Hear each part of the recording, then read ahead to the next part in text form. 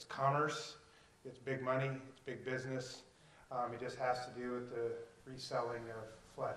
And so it has, but if you look at it as a business model, you can begin to look at it a little differently. And we began in 2005, and just a little bit of background is we only focus domestic in the U.S. However, we work internationally. However, we don't do restoration work internationally, but we have international facilities that we move people to. Sometimes our U.S. immigration, USCIS will have to deport for valid reasons because we either can't get a T visa, things like this, and we have to move them back out of the United States. So we have other facilities outside of the United States just to catch those so they don't have to go back home and get resold right back here again because the local traffickers are still there. And so we primarily focus in the domestic U.S., and we began in 2005. We've been working with troubled people, people in trouble, people in restoration since 1999. And we were actually invited to see if our restorative models of people with severe forms of abuse would be applicable to the clients of human trafficking. And they said there's a lot of similarities with the people who are coming out of human trafficking and what we were dealing with. And so we said, well, gee, we really don't know. We've never even heard much about trafficking. We just thought it was in like Asia and back then. And so we were part of a task force in 2005 called the WHO Task Force. And I don't know if you guys remember, I mean, we probably would never admit it in here, but when back in the days when some people would read Dr. Seuss, there was a book called Horton Hears the Who, where a big elephant heard the voices of those whose voices were not being heard. And so we started the WHO Task Force to see, is there a way we can tune our ears to this industry and begin to make a difference? And so we immediately put together all these processes. Oh, we can help here, we can help here, we want to do something, we want to do something. And quite frankly, right away, we knew there were clients, but they weren't being identified. And there was no way to put their finger on where they were, who they were, things like this. And rapidly, we learned that there was nobody in America largely identifying, or more importantly, they were misidentifying clients. That we had a prostitution mindset. We understood prostitution in America, one of the oldest industries in the world. But we just framed it up as these are just child prostitutes, these are women prostitutes, these are boy prostitutes, these are whatever. And so we just had a prostitution mindset. And so since we had a prostitution mindset, that was the only bucket we could put things into. And rapidly we learned that's why primarily things were not being identified correctly. People were identifying prostitutes, but they weren't identifying trafficking victims. They weren't identifying trafficking clients because their only framework of understanding was prostitution. And this was in 2005. We started asking questions all over the nation in our footprint. We were asking inside the faith community, we were asking outside the faith community, in law enforcement, things like this. And we started putting some things together. And then we remembered in 1982, and maybe you guys would remember this, but you remember in 1982 there's a landmark abduction called the Johnny Gosch case. It's been around the world, and this launched Anderson Erickson Dairy into placing faces on milk cartons. And in 1982 was when human trafficking hit Iowa in a big way. I work for the governor of the state of Iowa, and in addition to being a minister, and I say my first foray into state government was working for the governor of the state of Iowa back in the 80s. I was actually his paper boy. That was my first foray into state government. But it was during that time frame that Johnny Gosch was abducted, a paper carrier. And within a few months later, Eugene Martin, a second young man, was abducted. And at that time, law enforcement didn't have a grid work. At that time, law didn't have a grid work. Legislation didn't have a grid work. And so all we did was we just wait and said, well, they must have run away. They were out with the kids. They got lost. But we now, since in 1982, I have photos, photos of Johnny Gosch and multiple other boys who are 10, 11, 12, 13, still in their pajamas, bound up by their legs gagged, bound and laid like cordwood on mattresses. And that was in 1982, and within 24 hours they were trafficked into Omaha, and they were already being sexualized within 24 hours of abduction. That was in 1982. but no one had any ears to this at that time. We didn't have law. We didn't have our law enforcement framework that we had. We just didn't have understanding at that time of what it was. We knew, well, maybe they were kidnapped. We understood kidnapping, but then we had to wait 72 hours back in the day. Remember, we had a 72-hour wait before we could even declare anyone was actually missing back then. And it's just simply because we didn't have an awareness. And so human trafficking as a business model began to gain some traction. But it was still like on the moon, much less anything to do with restoration. We had to get people who would even believe it exists before we could even get to the place to where anyone would step in and make a difference. And so we began in that long process of awareness, developing models of identification or models of restoration. We began to really look at this whole process. And so it's not about what we do, for sure. I'm here to help give you framework. But this is our footprint right now of where we work with clients from around the U.S. and where we have worked with clients and continue to work with clients. And oddly enough, we've only probably worked maybe 7 or 8 clients out of the state of Iowa. Everyone else comes from all over. An example, this last month, we had a client come in from Texas who had been abducted by the drug cartels, and he was used as a male prostitute, and then when they were done with him, they shot him 3 times and left him for dead. The only problem was he didn't die.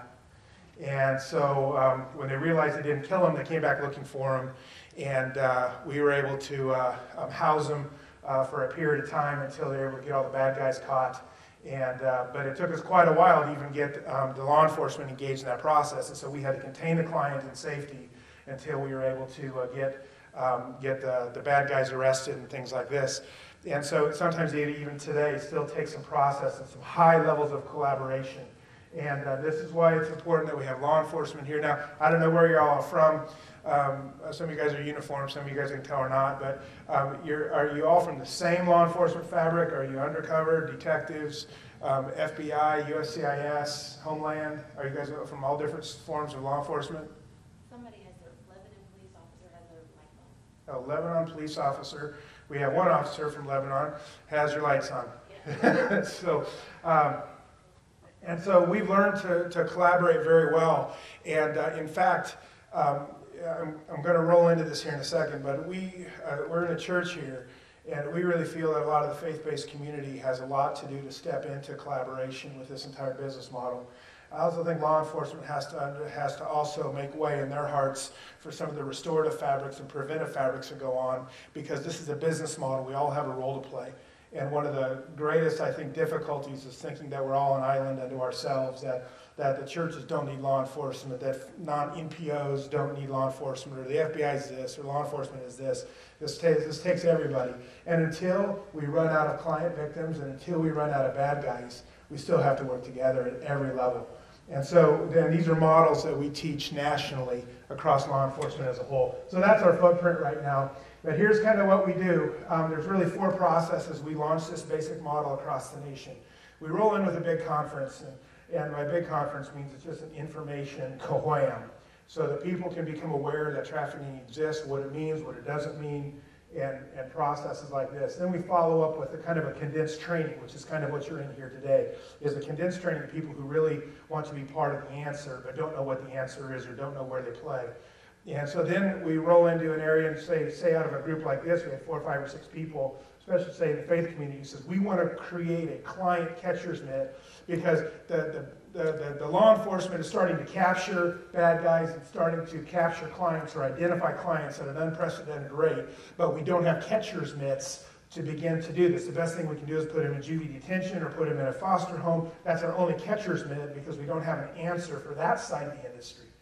And so we have to raise up answers, or at least enforce answers all the way across this business model. Or in any business, guys, if marketing fails, the sales fail. If sales fail, manufacturing fails. If the entire production process fails, then the whole business model suffers.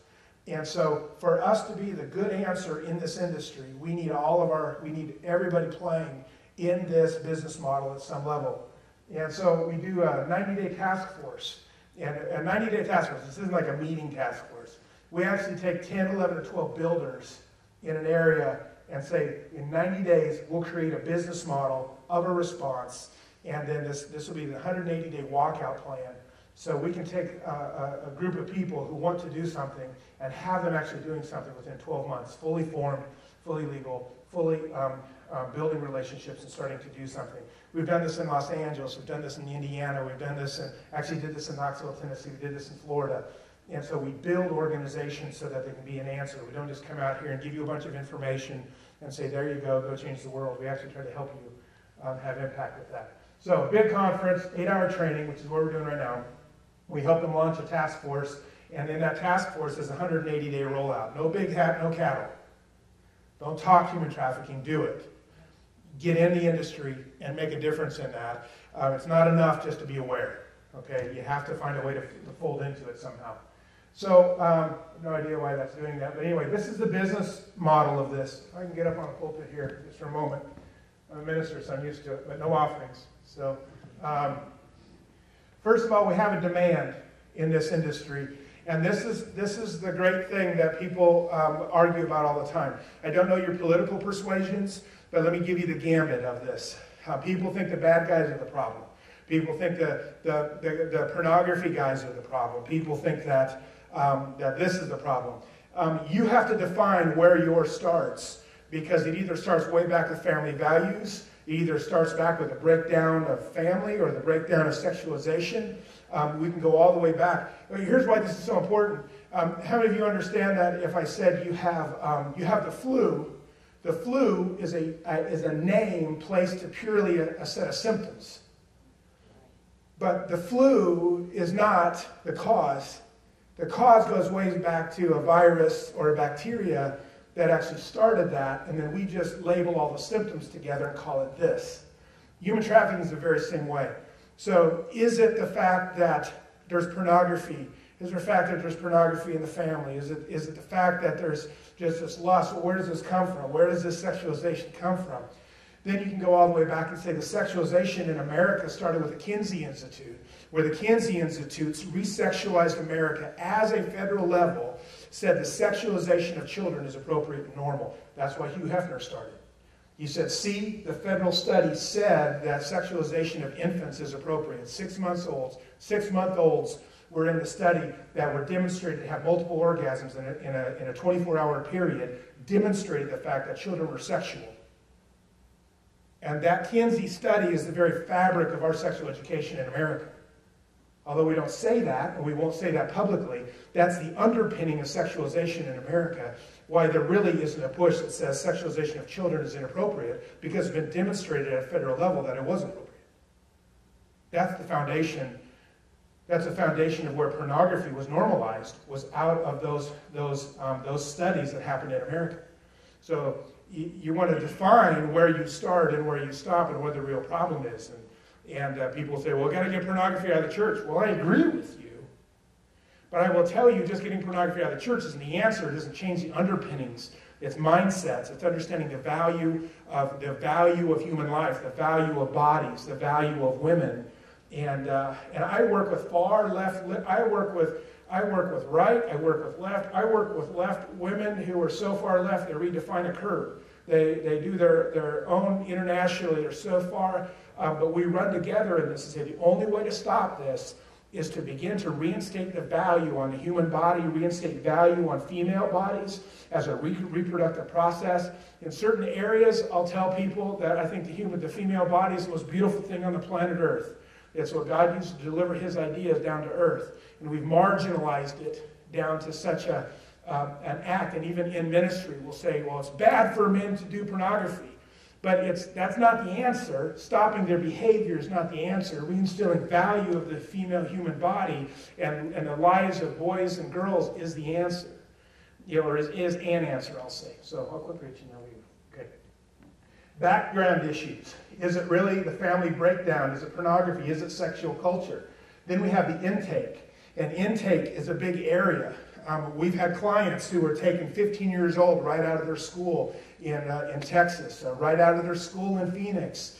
And these weren't imported from Thailand. They were taken right off. They were groomed over a period of time electronically over the internet and over through other electronic media. One girl said, I was just going to see my boyfriend, who I had just met from the school down the road. I was going to go to his basketball game. I walked out of my school, got in a car, and there were 3 33-year-olds there, and I realized I was in trouble.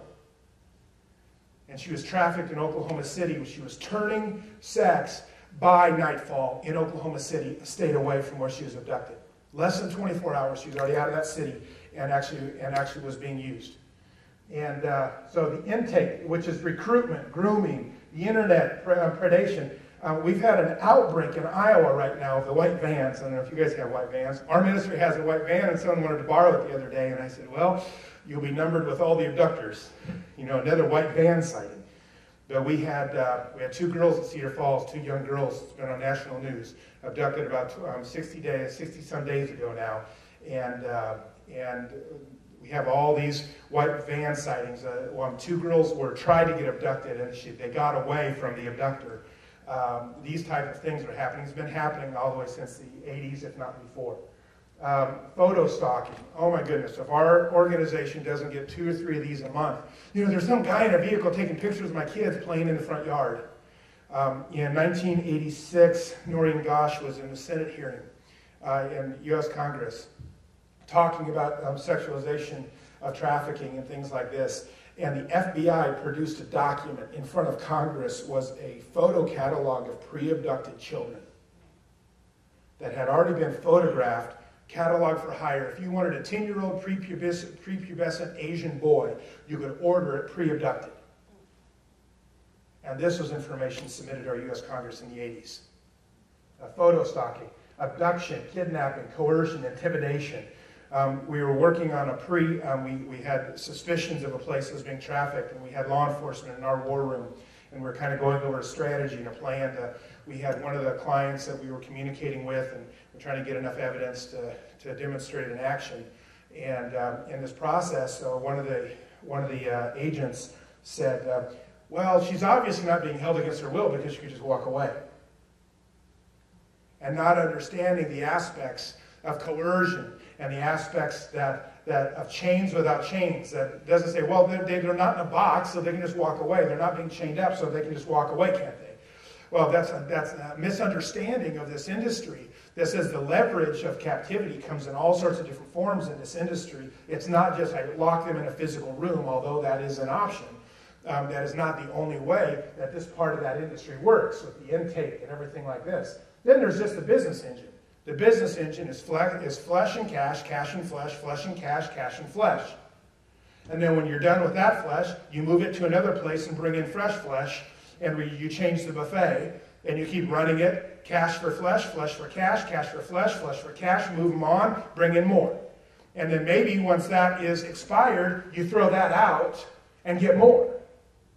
And that's the interior engine, thank you. That's the interior engine of this model. That's the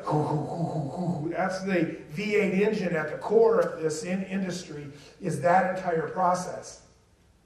And it's a commercial exploitation. I just want to talk about commercial for a moment. I deal federally, state, and local. And I understand in Tennessee you guys just got some law with some new teeth and got some good paper on the books now. And that's really important because that's really what empowers state level to work. But we also have federal level, and sometimes in states where their state paper, their state legislation isn't so tight, doesn't have really good teeth, that we have to go all the way up to federal, which means we have to get a U.S. District Attorney involved, we have to get the FBI involved, and be willing to prosecute at a federal level for those things. And that even takes a lot more effort in a lot of ways. But the basic definition I want you to understand, it is absolutely illegal for any minor under the age of 18 to consent to any sex act involving any type of commercial exchange. It is a federal trafficking violation for a mother to have their child used in a sex act to pay for rent. Because it was a commercial sex act. There was a commercial process involved. There are bad things that happen in domestic families, all right? Law enforcement, we've seen families go AWOL with life and create all their own worst problems and sexual problems, domestic violence, domestic abuse, and all these type of things. But really the real issue with human trafficking is something that involves a commercial trade, commercial sex act, or something by force, fraud, or coercion involves some sort of commercial aspect of sexuality. And it doesn't actually have to, it can even be involved in labor. We deal with this in South Texas, indentured servitude. We deal with people who are abducted into construction trade and then left out there, and because they're not documented, they have no rights to go anywhere, and so they're abused at that level. They're forced to go build a big factory and then left out there. So labor trafficking is the very same way, where they're used inappropriately for a commercial act. Primarily, we're going to deal with the sex trade here in Tennessee. When we're in Texas, though, we deal with this with all sorts of different things. We even deal with organ issues. I'm just giving you a gambit here to get started, but we had a Guatemalan lady who had 2 daughters, and a trafficker had taken one of the daughters already and was using her in a cantina for sex. And I believe she was 14. And then the trafficker came back to the mother and said, "Give me your 12-year-old because I want her now too. And if you don't give me the 12-year-old, I'm going to take the kidneys from the 14-year-old and sell her kidneys and make what I would get from your 12-year-old if you don't give me your 12-year-old." So now we've just brought organ trafficking into sex trafficking. And you'll find that there's not going to be many barriers. We were talking with Yvonne earlier today, and I will tell you, if I could give you one, like a top 3 nugget, just to keep in mind in this entire ridiculous business we're in. So we're in this. We're in this. We're just the good guys. And this is, don't profile things. Because it changes. This industry is a moving target. They change how they do things, and they're not organized, but yet they're organized. It's not just this type of slime ball. It's not just this type of person.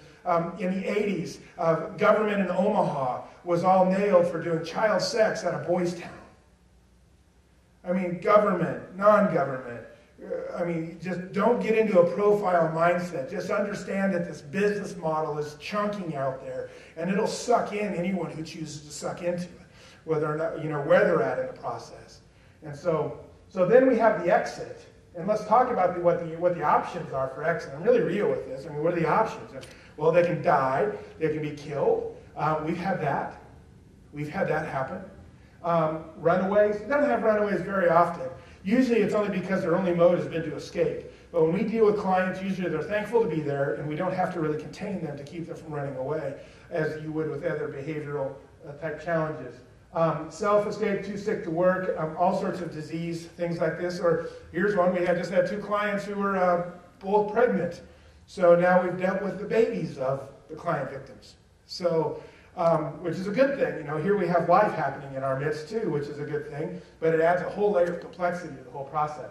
So that's on this side. Now, let's say that we have clients who come out, and we call them clients. We try not to perpetuate a victim mindset, so you hear me kind of bang between the words a little bit, but we really treat them as tip clients, trafficking in persons clients, and trafficking in persons tip. And so we refer to them as a client because we're trying to undo the victimization process. And so the exit process leads to basic care and well-being. And here's where social care does usually a pretty good job. This is where we have shelters, some shelters. Sometimes we have safe houses, and we use safe houses if there's an active threat, meaning that the bad guys have not been contained yet, or we don't know where they're at, or the bad guys are coming after. Now, I will tell you, this is the craziest thing. One of the, maybe 7, 8 years ago, we had a client that was pulled out of a Midwestern state, and we safe housed the individual in Southern California in a gated community. Now, I hesitate to use this phrase in the church here, but they called her the bottom bee of the organization, which means that she was the one who really knew what was going on. And so we got this person out and safe housed the individual.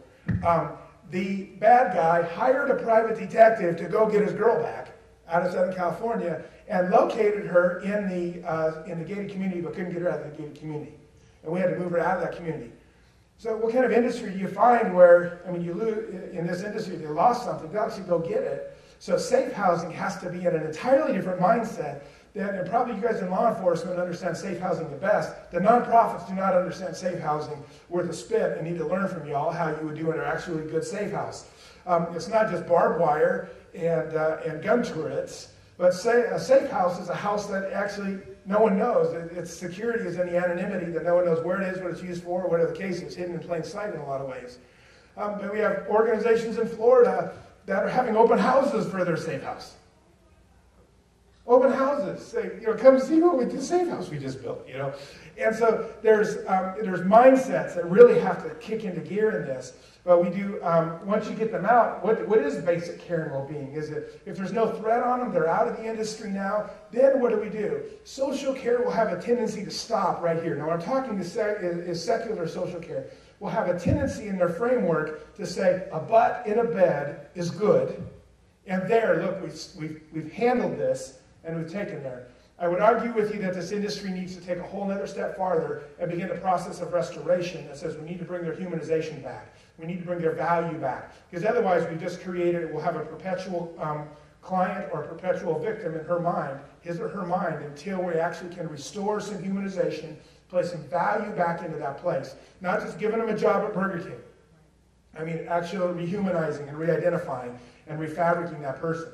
And so what we have been doing in our organization is we've been focusing a lot out at this area out here at the restoration side, building models for faith-based communities to begin to use, and building models for organizations to come together and create something. I don't know that it's necessary for churches to play social care. I don't know that it's necessary for faith-based organizations just to act like social care. I really think those of faith really need to stand into that and be that. And restore and re-identify where you have the giftings to do it. I don't think faith-based organizations need to go play law enforcement. I think you guys need to be the ones doing the extrication in all of this process right here, and even in other areas around here.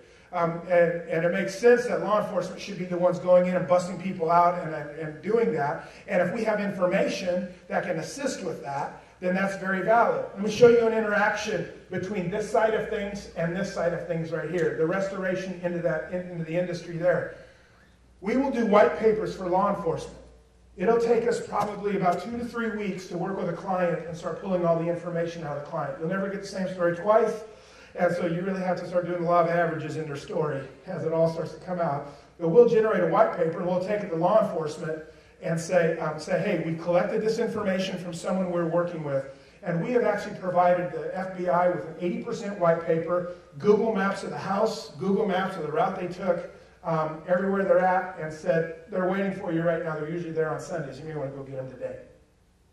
And if we, as we've been integrating in with the law enforcement that way by providing them the information from our clients, because otherwise law enforcement is in the dark. So we've been providing a consistent flow of information from our restoration end of things.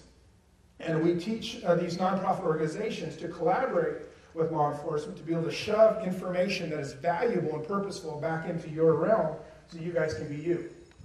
So here's what this looks like. Everything that is purple and yellow is really standard as far as the business model for the bad guys. They run in those 5 areas all the time. And here's what I want you to begin to think about is, which areas do you know about? Which areas do you understand? So here we have the demand over here. Okay, lust, perversion, sexual addictions. Now, we're not going to answer the question of where all that came from, but it has a lot of different sources. Background issues, intake, the business engine itself. And this is where the bad guys flow in this whole thing. They will look for people who have family issues. They will season people who look like they're runaways or look like they're this. They will go after and target because they can recognize those conditions, and they'll go after and target, and they season. Then they work with them and groom them for abduction if it's not just a cold abduction. And so that's the bad side of the industry right here. Then right here in the yellow is a big transition point. This is where we have a lot of the opportunity to begin to work with clients on the outside of this industry. But law enforcement is usually the bridge right in here. There are organizations that do extraction, and I've worked with some of them, but almost everything we've worked with has to have a high level of engagement with law enforcement, except if when we work internationally. Then all the rules are different. We have a location in a Central American country that we use to move clients to if immigration won't let them stay in America. And we work on some border towns where Homeland Security will leave the U.S. and go into other nations And they will go to the border towns where U.S. tourists, U.S. folks, U.S. citizens are doing child sex and sex tourism on those border towns.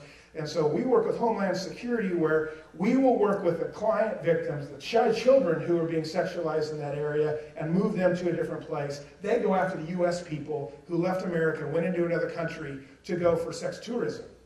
And so there's a great collaboration that can happen in a lot of these ways if we understand. Let the people who extricate. Let the people who can go bust nail people, let them nail people. But then let's create catcher's mitts restoration also in the whole process. So what's our answer to this? And I tell people all the time, they say, well, what do you do? I said, I'm a minister and I'm in the human trafficking industry. And they, well, what do you mean you're in the human trafficking industry? I said, well, I'm in that industry. I'm just one of the good guys. I work with processes to help restore, but we're in this industry. And so this is how we roll. And cultural reform is one area that can happen. And I'm going to jump off on something here. In the state of Iowa, I don't know your stances on life or anything here, and it's probably varied even in this room, politically or socially or whatever the case may be. But in Iowa, the pro-life organizations argued, fought. They're just like a bunch of school kids that never got along and beat each other up in the playground. But yet the other side, pro-abortion processes were very well organized. And so the faith-based community had to say, look, or just to say, either you guys are going to get along, or there's never going to be a difference in what you're trying to accomplish. We actually went in as a consultant to try to help them collaborate and come together on where it is they want to focus on that thing, and they finally started playing nice together. But there has to be a process of cultural reform that messes with these two paradigms. The industry has these two things going on, an insatiable demand for flesh in this country, and an insatiable breakdown of values that allow all that to perpetuate. And you can go chicken and the egg all you want, but there has to be people who step into that process and said, we will raise awareness of the value of a female body. We will raise the value of children, both male and female, to a high level. And you're an advocate that says we must protect our children. We must create children who know their value and know that they are not utilized. They're not to be utilized for this, and to be aware of that. And so that's a big issue right there. But there's an entire process. People could raise up and sow their whole life into just that aspect of this industry. Do you remember the DARE program, the National Law Enforcement Program against drugs that went nationwide, right? The DARE program. I thought it was brilliant because that was a brilliant model of law enforcement reaching back ahead of the curve. Reaching back from not just law enforcement, but reaching back into the prevention side of that drug industry, saying we want to go after the kids and begin to impact the intake side of this business model. I thought it was brilliant. For years, I thought DARE was a great step in the right direction. I thought if we had some sort of program like that, a federally sanctioned program like that, the TVPA didn't go that far. The federal programs didn't go that far. But if we had a DARE program like that could begin to do that, that'd be fantastic. Over in Knoxville, Tennessee, there is a gentleman who runs a nonprofit who actually goes into the schools and teaches abstinence. And he's built relationship with all these schools. He's built fabric with all the administration. So he can go into these schools. He already has the inroads to go in. And I said, bro, you have the most brilliant position to go in and to begin to deal with these things at the educational level. You are like a DARE program ready to be launched against human trafficking. Because you already have the fabric of getting into those schools to begin to share this. And so that's at the beginning part of the business model. And so actually it's really sad that law enforcement had to jump into the DARE program. Because I think that's a beautiful opportunity for the entire rest of the community to get involved and take ownership of the value of life. And I'm not politicizing with abortion, I'm just saying the value of human life in a physical body. That this is a brilliant opportunity for many, many people to get involved at this stage of this industry.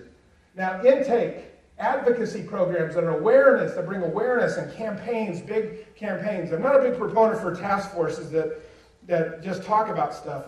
I'm really a big thing. If you don't talk about it, do it. Do it. Make certain that there's something coming out of your hands that you're actually doing. But there's all over the place. People starting to raise up and just say, hey, are you aware of this? There's pamphlets that the churches are putting in their bulletins that are just saying, are you aware that this is going on in America? Are you aware? And just bringing the awareness up. And this has to be a fabric that's in there. And I would tell you, this is an easy area for the faith-based community to jump into right now. It's a just do it now, create something, get valid information, and start taking it to the streets however you can find that. And I think you'll find that very quickly people can do this. Now, right in here, the rescue and extrication. These are specialists in law enforcement. And I've had people get upset at me and go, we want to go rescue kids. Well, of course everyone wants to rescue kids. Everyone wants to have an S on their chest and go rescue kids out of bad situations. The only difficulty is that there's bad guys involved. And you can probably go do that, but not end up without lead in your body somehow, because these bad guys we even have to carry, we have trained security forces who work with us to transport our clients, even when they're under threat, we're transporting between states or things like this. We have to have armed escort and things like that. Well, we don't go bust people out of bad places. Now, there's organizations who may do that, but the high level of collaboration with law enforcement is required, because there's some legal things you can really get yourself in trouble with in that process. In our state, I don't know what's like in Texas, or in Tennessee, but in Texas and Iowa, armadillos and raccoons can carry guns. I mean, everybody can. And so all these nonprofits think, well, now that I can carry a gun, now I can go help extricate. The problem is, if they plink anybody with that weapon, their lives are going to change, because they're an aggressive move with a weapon, and that's not the purpose of concealed carries or personal protection. Even if there's castle doctrine and certain things like this will not protect any of these nonprofits going out there trying to extricate and being armed without being certified and trained in the state to do what they're doing and actually be law enforcement. So I'll tell nonprofits many, many times, stay out of that process unless you are very skilled and have high level of collaboration with law enforcement. And it's just a very, very strong way to go. And last thing law enforcement uses is a bunch of people running around with more guns, right? And so rescue and extrication is a specialty area for law enforcement. It's dangerous. We've had guns pulled on us before, and we weren't even extricating. We've been in threatening situations. Here's one for you, and I've never shared this in a conference before, but this year, I had a trafficker come visit me. The craziest thing ever. Somebody started getting these strange texts, and I didn't even know how this individual got my number. To this day, I don't know how he got my number, because he wouldn't tell me. But after about 2 weeks of these little one-line cryptic texts, I finally realized what was going on, and he said, okay, I want to meet. And so he set up a time and a place, and we met, and he had to make certain I wasn't going to bust him, and I had to make certain he wasn't going to take me out. And so there was this weird little dance. And the first hour of our meeting together was the strangest thing I've probably ever experienced. But this was a bad guy who operated in a certain area. And here's what he said to me. He said, I need your help. And he said, one of my girls has a little girl. And I want this little girl out of the way. And if you have to take the mother with her, you get both of these two and get them out of here. And I'm like, so what are you getting? Are you like getting a conscience about all this process and things like this? He said, I came for help. Can you get this girl and her daughter out, or can't you? So we began to work together for just a very little bit. I had enough information, and we had an action. We were able to move the mother and a daughter out of that industry. And we still, to this day, don't know why. And I talked to some law enforcement about it, and said, well, you just had a soft spot for the child. Didn't want to see the child go through the rest of the process. Who knows what the thing in his head was going on with. But that was one of the crazier things I've ever experienced. And so what that meant was, he knew how to find me. I have a staff of 209 in our organization. And half of our staff doesn't even have my personal cell number. And he did. And we have safe houses. So it makes us wonder a lot of things.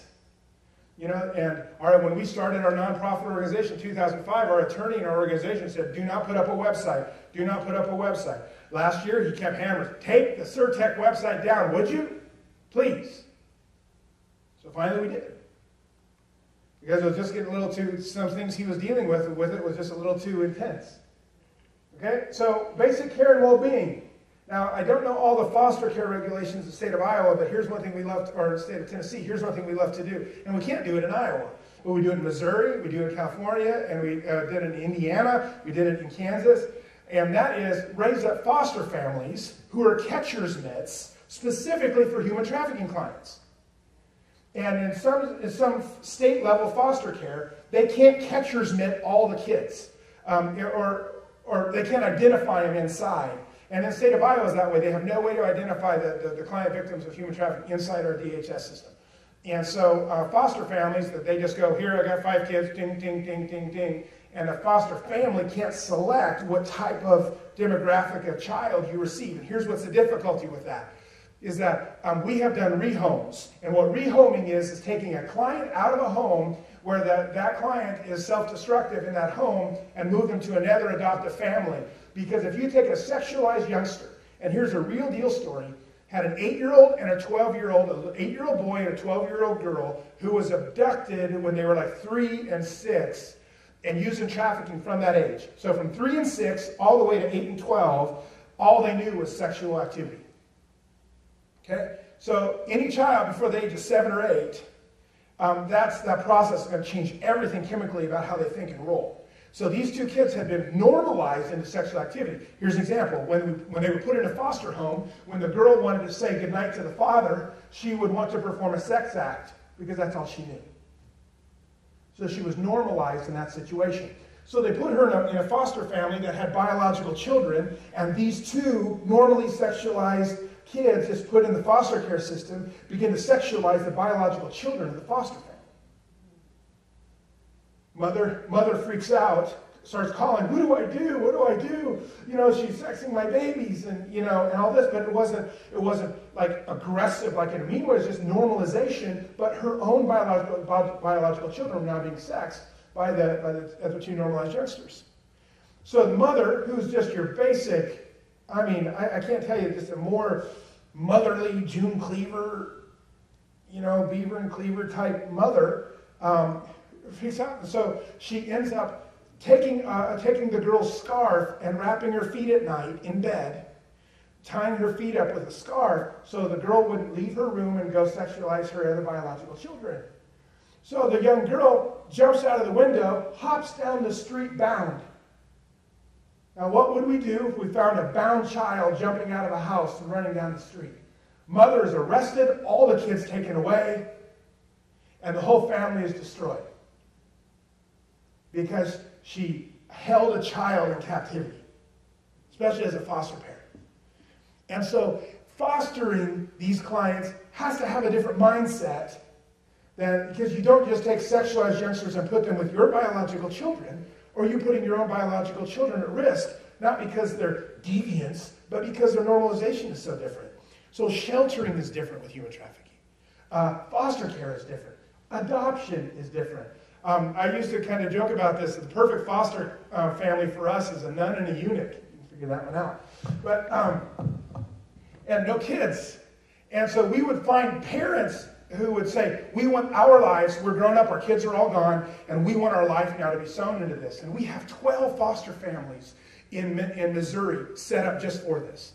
And these are the only type of clients that they'll foster, because they're built to handle this type of processes. Shelters, the big group home. Well, we have 15 kids in one room. You do this with human trafficking, you have an orgy in the making. And not because of deviance, but because of normalization. And so how we work at this end of the industry of basic care and well-being has to be different. It took us a year to get our own DHS to admit the fact that we don't break out that type of client in our foster care system, so we have no way to identify that. And so we need law enforcement to say, hey, look, this is a trafficking victim. And I tell people to use language like this. This is a trafficking client. Are you ready to handle a trafficking client? This isn't one kid who was touched inappropriately by Uncle Buck, albeit bad. This is different. There's a sexualization that is normative, and the rest of the package may all be there, but there's still more. So basic care and well-being has to be there. And then, how do we get their life back? What do you think will change by just putting them in a bed where they're no longer sexualized when things have been made normal to them You have to denormal their norm and rehumanize and reacclimate and that. And here's where I will tell you, I think this is a unique place for the faith-based community to get their game on and quit talking about stuff and actually do stuff. And so here's what I would call the basics of the industry. Now down here I show federal, state, and law enforcement. And the reason why I have it right there is because federal law doesn't really reach out over to here. How many have heard of the TVPA? Okay. Trafficking Victims Protection Act, and now it's the revised authorization version. President Bush, in his first administration, put in place the Trafficking Victims Protection Act. It's a federal law, so if someone is brought in from outside the United States and trafficked in here for the purpose and can be demonstrated that they were trafficked, they can have a T visa, which means they can live here. So we have people now that we brought in fact, we have probably, I don't know what the numbers are, but I don't want to say, but probably more than 10 people in our state are now living in our state because they were brought in from other places. Now they're legally able to stay here in the United States, and they've started their life over again in Iowa, of all places. And so that's because of that TVPA. And so it allows for, there's two types of visas you can get for people from the outside the United States, a T visa and a U visa. U visa is for severe forms of violence, which when we dealt with this drug cartel client, we kind of toyed because he was not legal. We kind of toyed which way to go, trafficking or severe forms of violence, getting shot 3 times. You know, he still had the bullets in him when he came. While he was in our custody, he pulled one bullet out. He actually dug it out of his own side and pulled out hunks of, I thought he pulled out a whole thing like in the movies, drop it in a pan, but it was actually all broken up. But actually pulled it out while he was there in our care, and we had to go get medical attention to, handle him. So federal and state law governs really between these two paradigms right here. We really don't deal with background issues really well. I mean, we've already, we talked about federal government dealing with our family life and things like this. We also know that they're not going to deal with the faith issues very well. Now, let me address this. I'm not politicizing this, okay? I pray for my president all the time. However, when President Bush was in office, there were 2 faith-based organizations that handled the distribution of all the money coming out of government into the Office of Refugee Resettlement out of HHS. All the monies that came federally to help support the trafficking processes all came out of 2 faith-based organizations, Lutheran Immigration Services and the United States Conference of Catholic Bishops. So the federal layer had a lot of flow into the faith-based arena. And all I will say is that's not the same today. That is not the same in this current administration. And so that doesn't mean the faith-based can't do it. It just means there has to be federal, or there has to be other ways of supporting them than just doing that. There's grants that were appointed during President Bush's administration who still have not been paid from that administration. 4 years now into President Obama's administration. And those are real deal funding issues. And so don't look for the government to step into that place at the same level you would expect the faith-based community to have in the past. Because that's a different playground right now. And, but I'll tell you something. Here's what is happening. I worked with one of the deputy directors of faith-based initiatives for President Bush's organization in his last administration. She has now left there because the administration changed, and now she is the head of Family and Children's Services in the state of Kansas underneath Governor Brownback. And so the state of Kansas came up to our organization 2 weeks ago and said, give us a plan so that we as the state can help the faith-based organizations answer this question. So for 2 days, a state government came to us asking for help how to mobilize the faith-based community to provide an answer to this industry. Now that's cool. That's cool. That starts to tie in together these last few places. So take a look at that just for about 30 seconds. And ask yourself, where are you in this industry?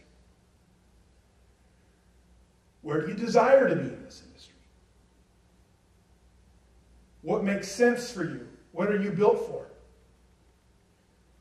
And are you able to be part of this answer? And take a snapshot of this industry here, because there's all sorts of areas.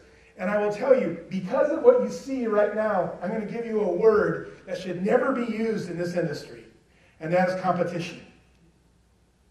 There should not be angst between law enforcement and nonprofits, or nonprofits, NPOs, and law enforcement, or government, federal, state, local, and faith-based against your government. There's no room for that because this need is too great, and everybody has to show up where we have to show up. And it's important. Now, I will tell you, I think law enforcement needs to reach into the faith-based communities and teach them a few things. Give them some reality of what's really happening, what you're seeing on the streets, and what's really happening. I think some value systems of maybe some of the faith-based communities need to reach into the fabric of law and place some value in some places, as opposed to making the big thing what's bad, but start creating law that enforces what's right, or enforces value in some way. So I think there's a ton of room for it all to work there, but there's all these embedded little competitive things. In the state of Florida, nonprofits are all blah, blah, blah, blah, blah, against each other because, well, we want the money, and so everybody's fundraising, but few are the organizations. There are real deal ones in Florida, for sure. Florida Abolitionists, there's some real deal, Ana Rodriguez, Gisela, there's some powerful organizations down there. But also the nonprofits don't even get along. How are they going to work with law enforcement? They just think it's all about them. And this industry is too big for us to get caught in that noise because there's so much to do here. And I just want to congratulate y'all on having good paper in your state, because that's critical, because that arms law enforcement. Here's, in my last example, I'll get off the slide, is why this is so important. The state of Nebraska, I was born in Nebraska. I'm a Cornhusker, not a volunteer, but the process in the state of Nebraska at a state level was really poor. So we had a client that was taken out of Nebraska, was trafficked from Wisconsin into Nebraska, and was being sexed in Nebraska at the time. And the best local law enforcement could give us at that time was pandering and child abuse as charges. So, the guy's nailed, right? The guy's nailed, and he's in jail, incarcerated, and he was going to trial, and our client was going to provide the evidence for this. So, but it took it so long to go to court. In Nebraska at the time, the law was such that the maximum penalty for the pandering and the child abuse charges, the multiples that they stacked together, because they didn't have a tip law to go down to empower the law enforcement with, was basically a 60-month jail term. However, in the state of Nebraska, if you serve 10 months on a 60-month term in this type of thing, they'd let him off. He'd already been in jail for 9 months. So after being found guilty, he had to spend 30 more days and he was gone. Simply because the law wasn't in place. So I want to congratulate Tennessee for having good law that equips things. We did a thing in Hawaii. We had a client in Hawaii where we waited and we waited and we waited to give the information, or to actually allow our client to be used in testimony over video. We waited until the point July 1st of last year, because July 1st Hawaii put in new law, and that allowed the new law to be in place that had greater teeth. Iowa, our new law went into place July 1st. And we got really good paper on the books. And so there's a lot of good things happening at that state level. That means we don't have to go chase down, and sometimes it's not always possible to get a U.S. District Attorney to pick up things like that and have a full case white paper to help federal law enforcement, because they have their hands full right now for sure. Okay, so take a look at that model, and you see where your role in this fits. And hopefully none of us are in the purple, right? And I say that very seriously.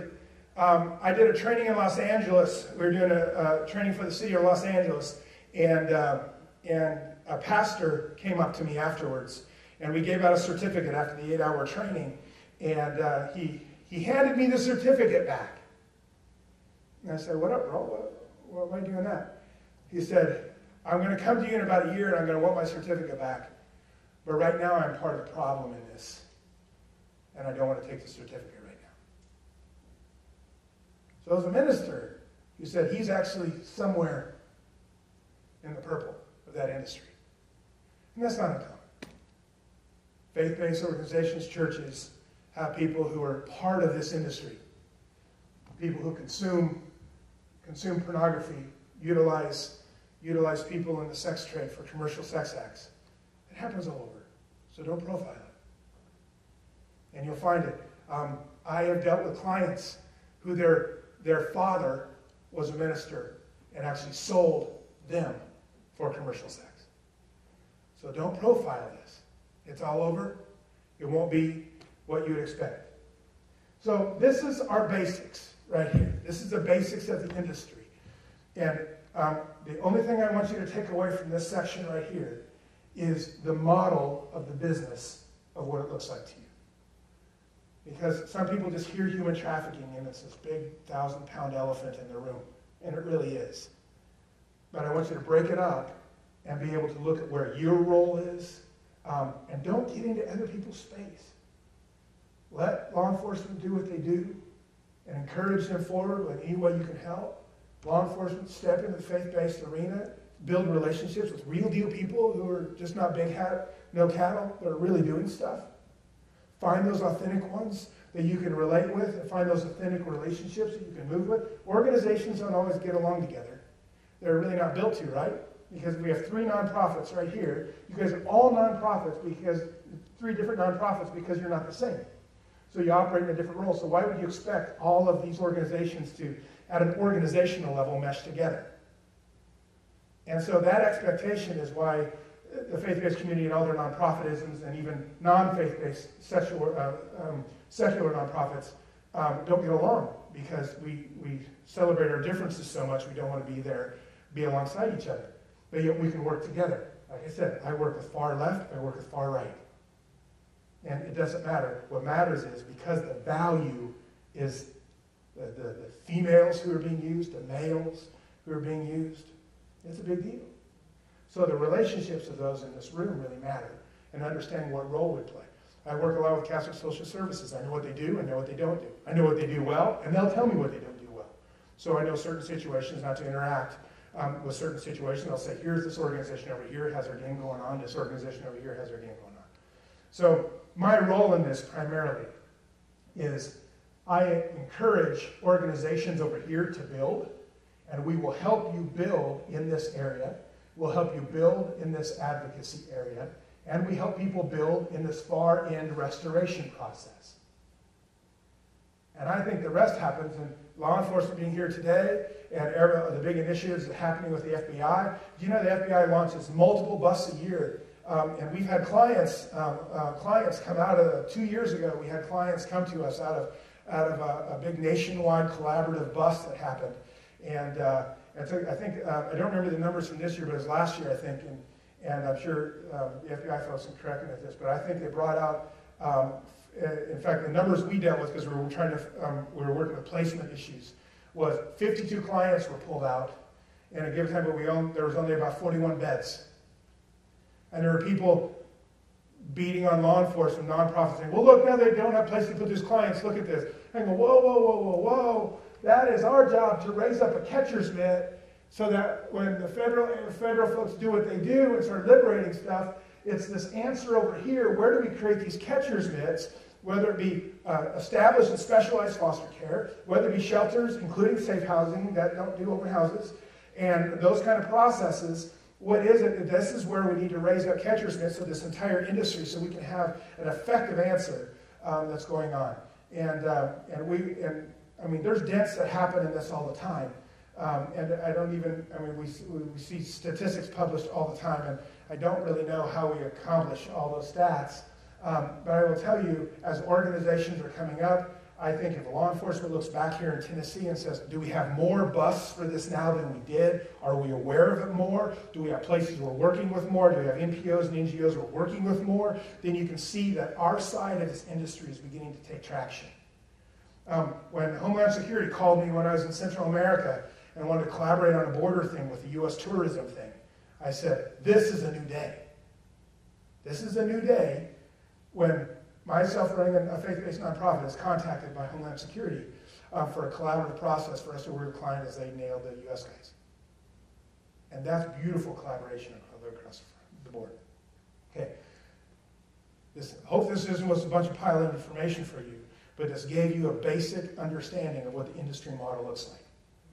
And I think this industry is so big that there's plenty of room for everybody to get on their horse and do what they're supposed to do in this thing. But it's going to require everybody. And I don't really know where this starts. I know that the demand for kids and the devaluation of human life has been that way for a long time. you know, and we can just call them slime balls, which, you know, that's probably true, but there's still something, there's still an egg ahead of that chicken and a chicken ahead of that egg somewhere that says that process of sexual deviance, even if you say it's biological, there has to be some process that we start way on that end, and there has to be catcher's mitts way on this end to handle the clients. What this looks like? And hopefully you see value between each other in this, because there can't be competition. We're not making a big enough dent. We're making dents. We're not making a big enough dent to be competitive in market share of the good guys right now. Okay? All right.